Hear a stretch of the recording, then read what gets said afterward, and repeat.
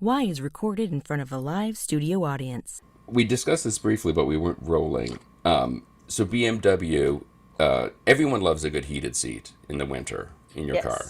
Yes. So BMW has just offered, starting now with their new models, something that is terrifying for several reasons. You now have to subscribe to get your seat heated. Yeah, this is very strange. So it's about $18 a month. You can subscribe for a year for $180, 3 years for $300, or something they call unlimited for $415. I think that one someone just comes over to your house and warms your rear end with their hands. I don't know what that means. Oh, that would be nice. Yeah. But these subscription features are apparently coming in more and more in BMW. So are they, if I subscribe for a year, do I get the heated seats and the air conditioned seats? Because I don't need my ass warmed in August. Right. No, I think it just says heated seats, and they're just trying this out in South Korea. So it has yet to make its way to our shores. But it also makes no sense. Like, why wouldn't you just increase the price by X number of dollars a year? Right. You would think the 300 becomes negligible. Right. In because your vehicle owning. It feels like you're taking away a perk from me if I have to start paying separately for it. But if you just charge me $300 more, I'm never going to notice it. Right. But you'll be warm. But I'll be warm. I guess and there's the whole connecting to the internet and all of that, which just seems like you're creating a whole can of worms. Right. With and problems. It feels like there's got to be more than the heating happening. Like, I just don't want to be. Do I get a massage? Oh my God, that'd be amazing. I mean, what else do I get? Right. What else do you want your seats to do? I don't know. Is there extra padding? I don't know. I don't know. I mean, if they had one of those things where you just put a quarter in and it vibrates, I'd take that. Yeah, those like magic figures. I would totally take magic figures in my car.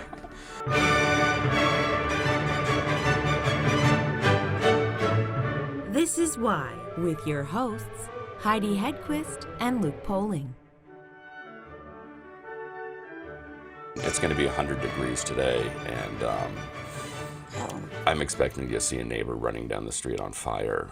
Because people insist on jogging in this neighborhood. Really? Yeah, and you know me. I'm not running unless someone's chasing me. No. But do they wear like fun jogging attire, or is it like no? And they look miserable. Well, it is miserable. Running is miserable. But then why do it? I don't know. This is the thing that confuses me. I was talking with one of our neighbors, and he said, like, there are days when you get out there, and as soon as you start, you know if you're going to have a good or bad run. And I was trying to figure out what differentiates a good and bad run, because to me, they are all bad runs. But what I don't know. What makes a good run for me is it's over. Is to be able to tell everyone I ran. Oh, please, yeah. Because for some reason, more than any other workout, people always are like, "Ooh, you ran?" Right, yeah. It's not what I have to wear to do it. Right. It's not the expensive shoes. Now, for you, it's what you would wear, obviously. Yes. Yeah. And where I am. Like, because I do enjoy going for a run when I'm up north. Because do you carry little weights in your hands when you do it? Okay. No, I do not. And when I say I go for a run, it's like a walk run, like it's intervals. No, please. Give me headphones and, Yeah. And a nice cemetery. I will walk for hours. Right. And I did the, I did the half marathon. Right. Where you lost everyone, or they lost you. Yeah, I lost everyone. And I then even though I finished it, I hated it so much. I didn't work out for like 6 months. So it wasn't great. So, but otherwise, no. But there is like I don't know. There's this like snootiness to be able to say you ran. Right. And do you think it's because like they want to use the phrase, do they want to use the phrase runner's high? I don't know. Are they really like flock of seagulls? That's all I got. Yeah. But I've never had a runner's high. I've never enjoyed running. No. Never. In the school, it was miserable. Oh, it's awful. My first question usually for people with jobs like yours is to say, oh, well, how did you get into this? But your dad was a human cannonball. So at some That's point, right. did he look out over the cannon and the net and just say, "Someday, son, this will all be yours"? Probably. Yeah. Probably something like that. I uh I was around it my entire memory. Hmm. I think my dad was on his first or second cannon when I was like infant size. I remember him building what would have been his third cannon. Yeah, am I looking in the right spot? Yeah, I Yep. remember him building what would have been his third cannon, and the one that the one he ended up breaking the first world record with, and one that I took over for the first half of my career. And I mean, I love that cannon.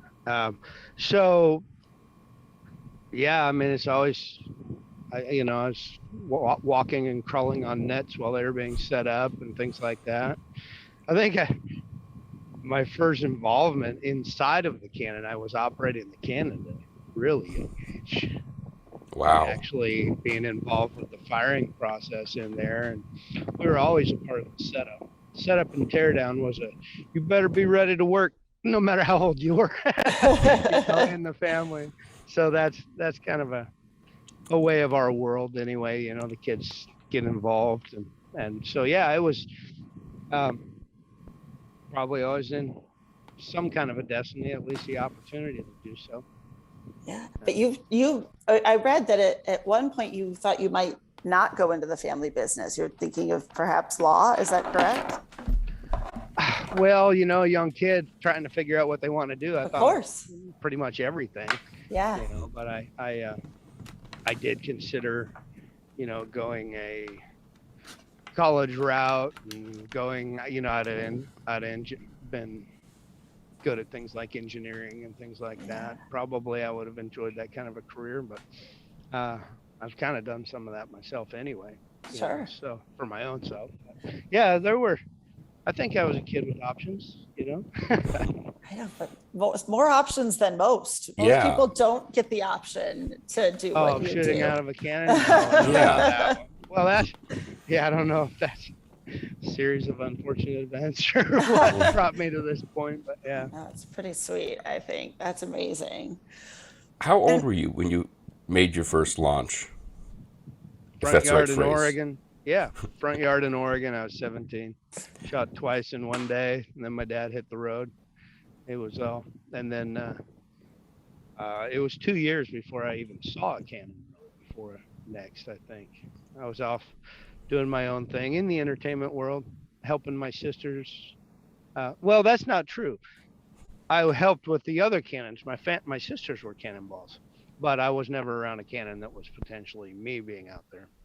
So I was even firing my sisters out of cannons randomly, and I went on a tour for those 2 years of hanging and rigging all the show equipment in coliseums on heavy tour schedules, being part of the show setup leaders, to put on various shows. So from 17 to 19, I was doing a lot of that stuff on the road already. Just I left with a car and a few $100 and went, and then I was in between shows in that respect, and I was visiting my brother-in-law Rob in North Carolina, and he was painting beach houses in between his events because he jumps motorcycles and stuff like that, but I got a phone call and it said, "Son," on the answering machine. We come back from painting the house. I come back, and on the answering machine, the "Son, I hurt my back. I would like you to come and fill in. I talked with the show producer. They said you can come and start, fill in for me. You start on Wednesday." Oh, wow. All right. I was in, it was Dad calling, and it was an answering machine, and that's just what it was going to be. Yeah. So I bought my brother-in-law's car for a few $100 and drove from North Carolina to Madison, Wisconsin, and started as a human cannonball right there on what originally was a 3-month one or two shows in a different town every day for 3 months. Wow. So famous last words. Right. Yeah. So that's the 3-hour tour of the minnow right there. That is. But I'm pretty sure my dad was faking the injury, but it was a low pressure situation amongst friends that produced the shows, and they'd known me since I was a child, and low pressure outdoor. I had to set up and tear down every day, tired, drive in between, and really showed me how to be a cannonball when I'm doing it myself. But my father was there doing the whole thing. All I had to do was get in the cannon, really.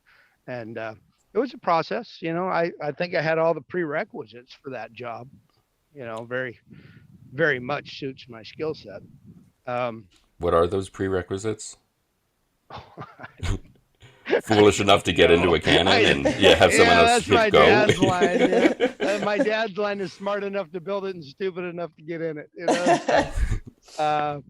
But I don't know. I guess a daredevil-ish type of a attitude.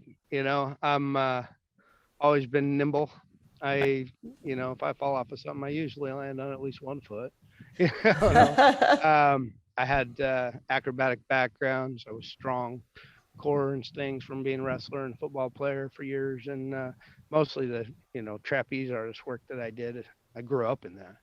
It was just part of my everyday. So that jumping on trampolines. So I really had all the prerequisites for it, but the mindset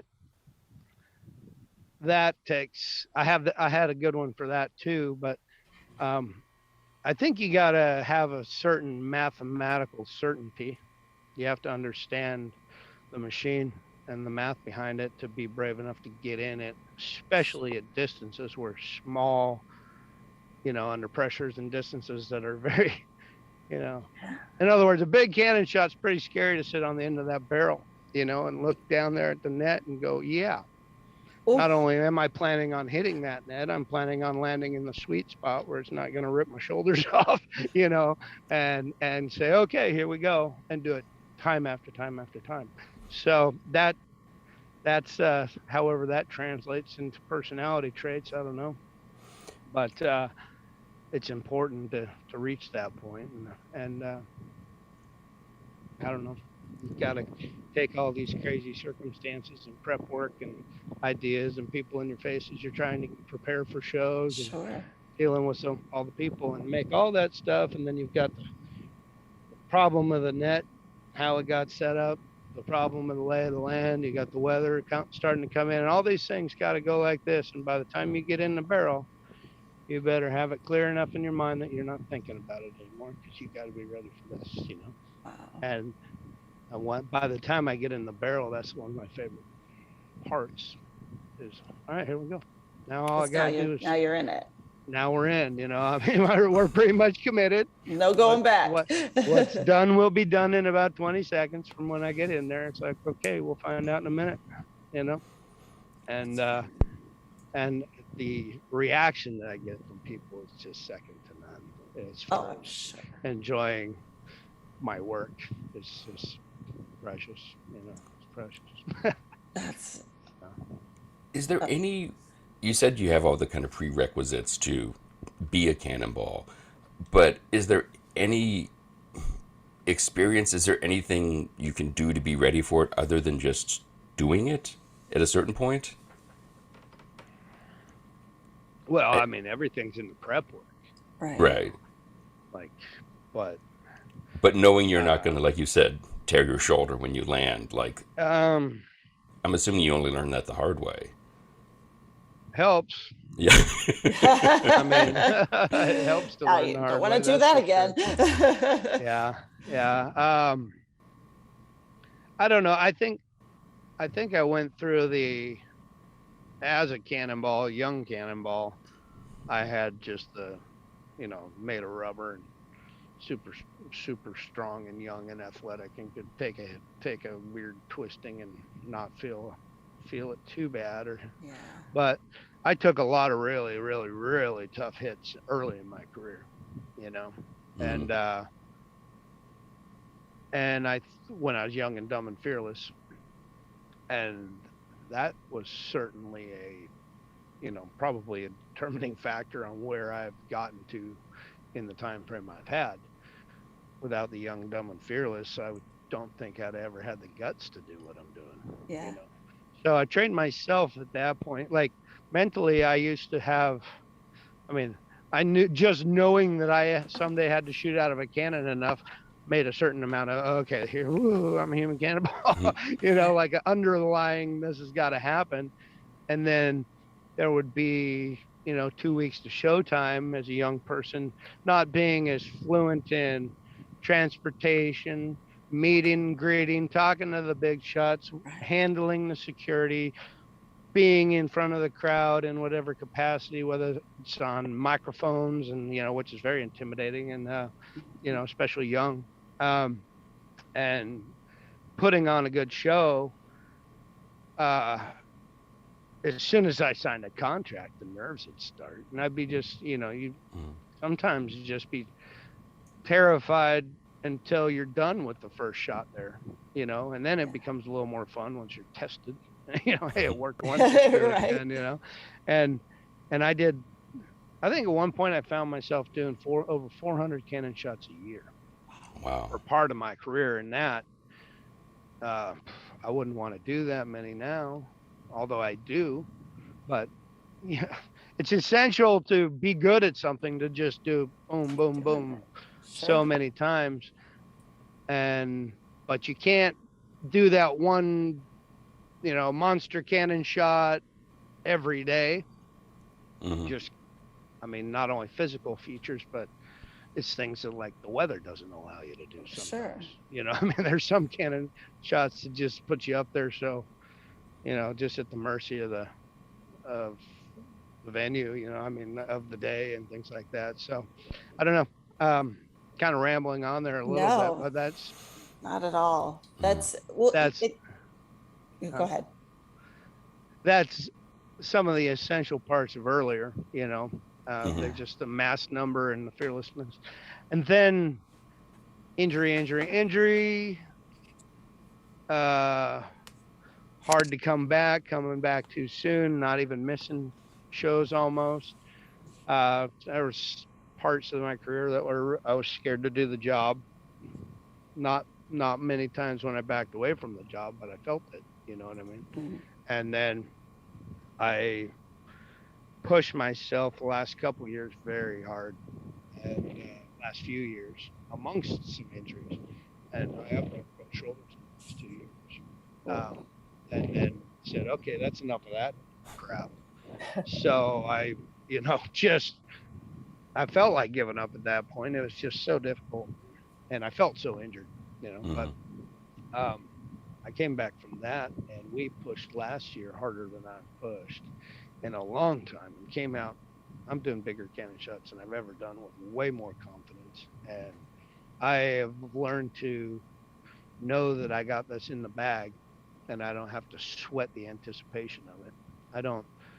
I know what I've got to do. I'm confident we can do it, and then I deal with the little details when we get there. Like, oh, you said this was flat. It's down crooked 3 golf courses or something, and then deal with the technical aspects, or, oh, guess what? Beautiful sunny day. Everybody thinks it's perfect, but there's a 15-mile-an-hour wind gusting to 22. Everyone else is enjoying, including myself, until it's showtime. Right. So there's always conditions to deal with. And your life is, you've experienced, even beyond the cannon, the trapeze, all these elements of things that people would dream of doing, but would also be completely terrified of and would never go near, ever. And you talked a bit about how the setbacks and things, and how you powered through and overcame any fears that popped in. Is there anything in their day-to-day life that scares you? Like if a spider walks across the room, are you like, oh, hell no, get the hell away from me? Or are you just, because of your experiences, just know how to keep fear where it needs to be? That's the one. That's the one. What I thought. I can deal with anything, and I can deal with it calmly. Mm-hmm. There's some fears that you just couldn't deal with. You know, I mean, you injure my family. Of course. I mean, I handle it medically as well as possible and supportively, and you got to be tough or whatever. But those types of things, you know, are situations that I'd rather not have to learn the hard way. Yeah, you know. agreed. So I'm not fearless, and I'm not fearless in all aspects of my life. You know, I ride a motorcycle most every day, and the way that I drive my motorcycle, I feel very safe. You know, even though it seems like every day somebody tries to kill you on the road, they really do. But I drive in a way that is, I have control. I mean, you know, other than some crazy thing, I'm aware of my surroundings. I know as a professional stuntman of all different kinds of things, and watching everybody else that, you know, my coworkers at some big thrill show or whatever, just the people I know and understand what they go through to achieve their outstanding performances of, you know, you understand what risks are and what is acceptable risks. And it's not very often that I risk my life, even though I get shot out of a cannon every day. So and I do big ones, but I don't really do that. You know, I drive my semi truck that hauls everything very cautiously. I don't give anybody the opportunity to be around me or to blow me out of the road. You know, I always have, I have risks. I know we got to move this to 40 cities a year, at least, pretty much, you know, and never, knock on wood, never, the things that I get hurt on are stupid things. Like I'll fall off a skateboard and break a leg. Of course, right? It's, you know, that's a stupid, you know, that's, but when you're doing what we're doing, I try to control the environment as well as possible. So, like the detail is not only incredible. for me, I don't ever want my crowd to experience something like that. Right. You know? Yeah. I mean, everybody likes to see Evel Knievel wreck the motorcycle in a weird way. You know what I mean? There's always a big hit.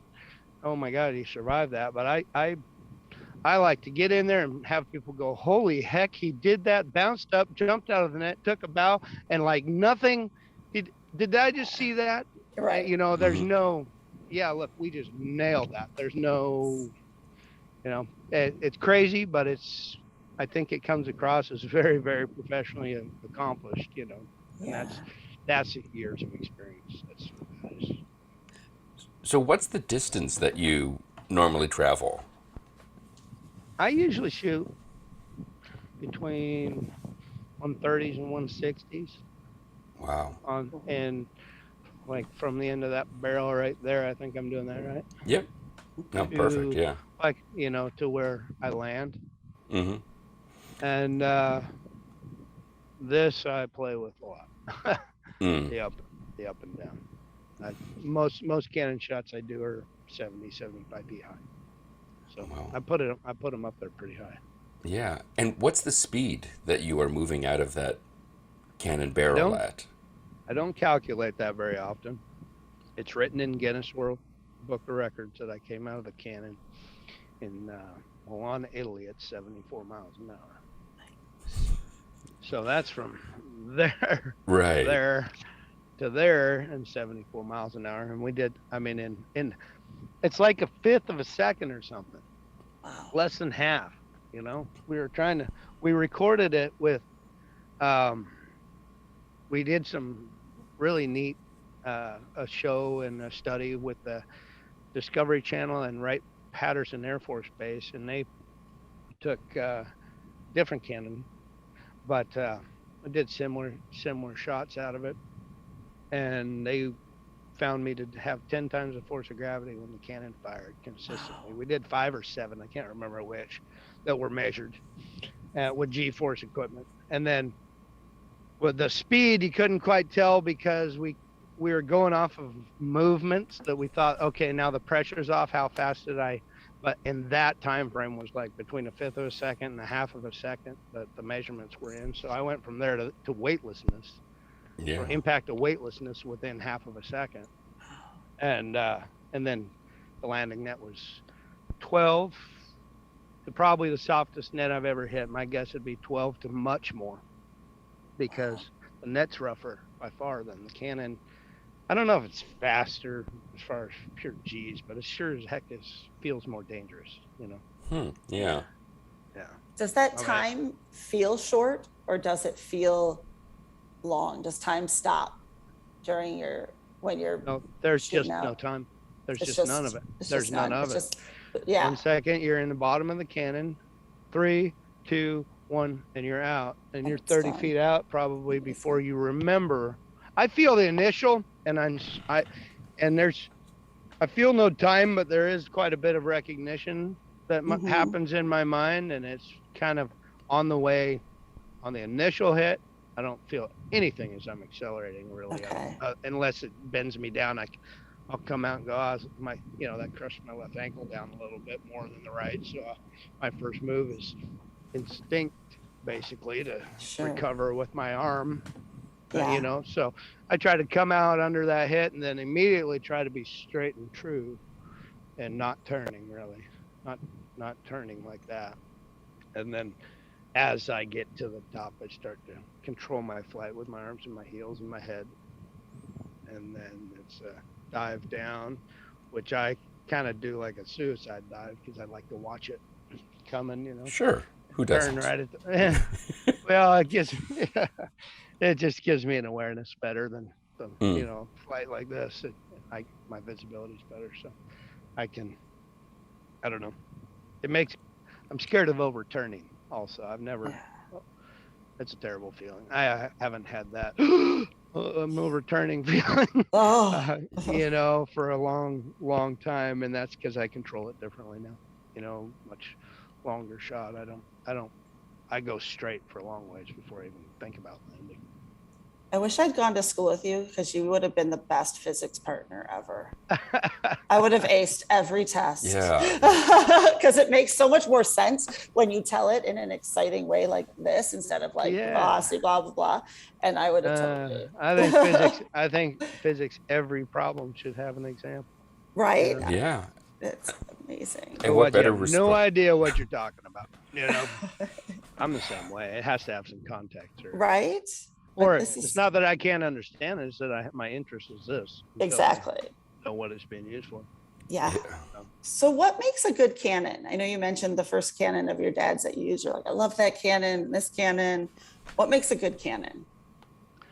Well, what made a great cannon for me was an idea to make some certain improvements on the one that my dad already had. In power, stability, mobility,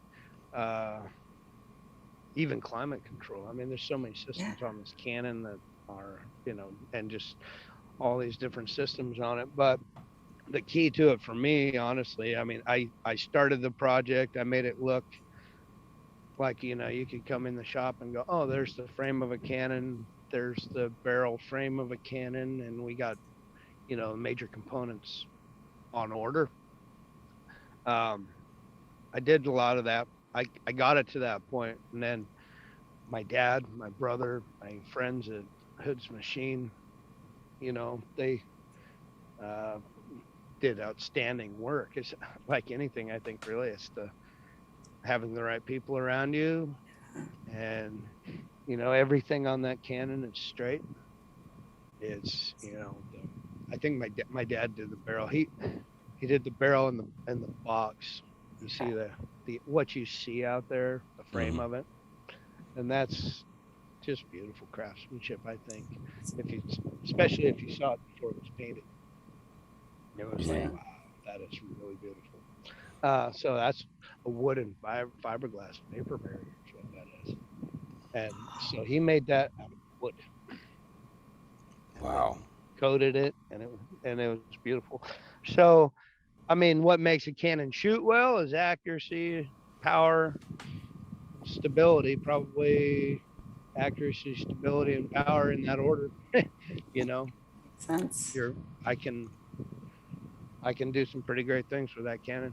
It can point super, super steep into the air and fire with, most of my cannon shots, I do the 150 foot 70, 75 foot high average probably is,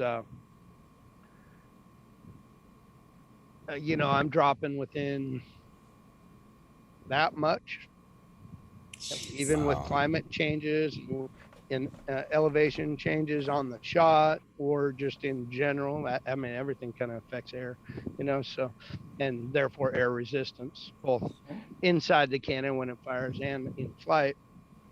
So there's a lot of things to calculate. But yeah, it's I don't know, I'm always learning.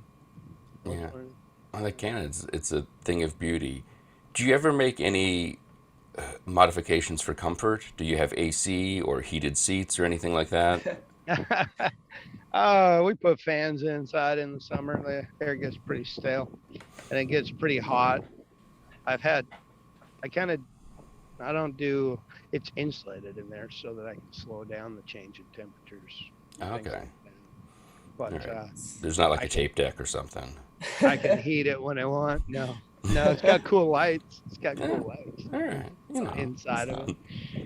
We have pretty much everywhere we're set up, we've got lighting and sound equipment. So, we want to listen to some music, we listen to it through concert speakers, as we're setting up. So that's very nice. So, yeah.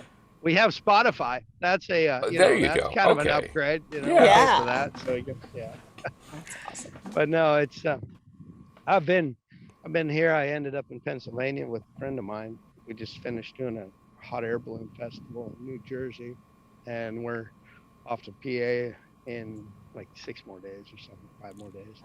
And so I stopped at a friend's place, and he's been so kind to us again, and we've been changing tires on the Cannon and cutting, making some adaptations to the ramps, cleaning up, just a chance for maintenance, a chance to a little reprieve from the road.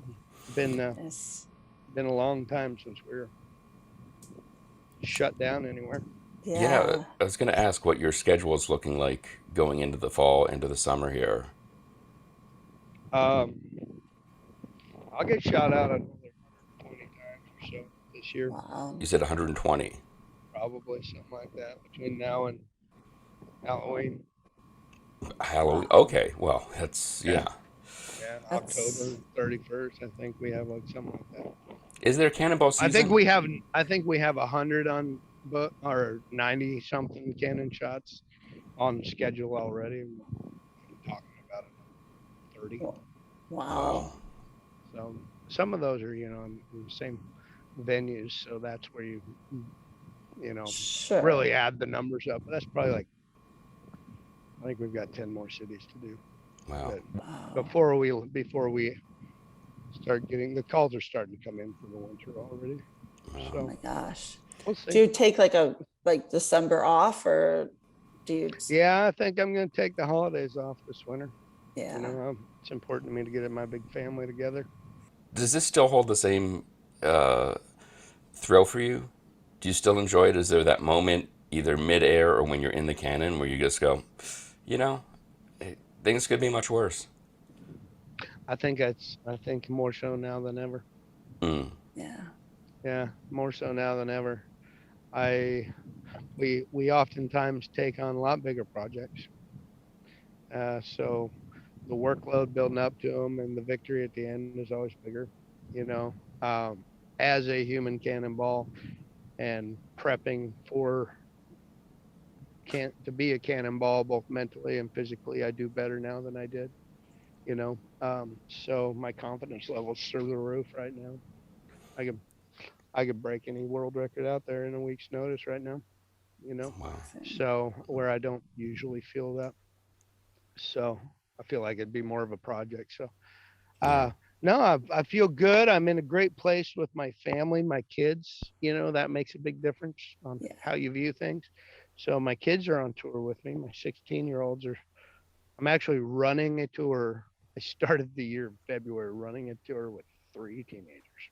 Oh, that is far scarier than getting in the cannon.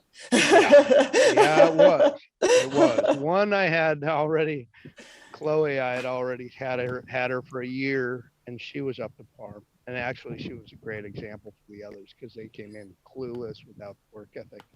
And now I can actually run the show with two of them. We just did the festival up there, and they're doing, not only are they doing that, they're hammering down on a very difficult private homeschooling and living life and going to the gym and being pretty good kids, you know.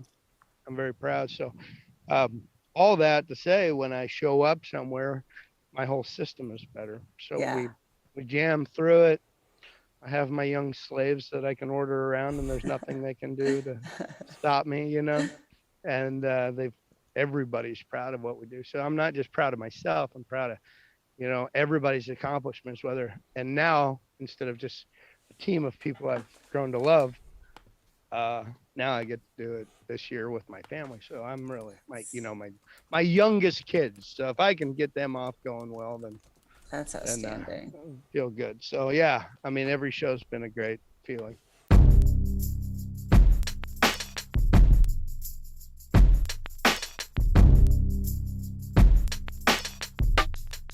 For more information on David the Bullet Smith, the Human Cannonball, check out his website, humancannonball.us.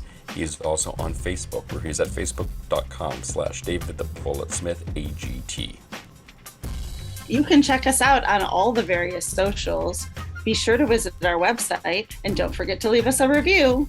Today's show is produced by myself and Heidi Hedquist. Our reluctant producers are John Sauvé and Sandy Stone. Our willing producers are Rachel Allen and Randy Jeanette. Our intern is Zach Jackson. This one's for Philippe. Thanks for joining us. Flash, we're coming home.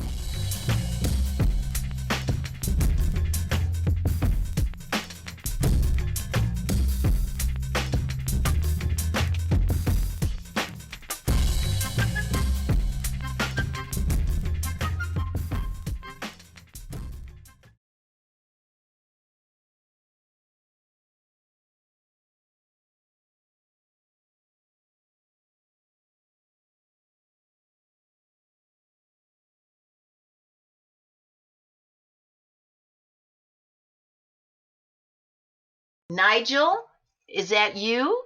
Are you here, Nigel?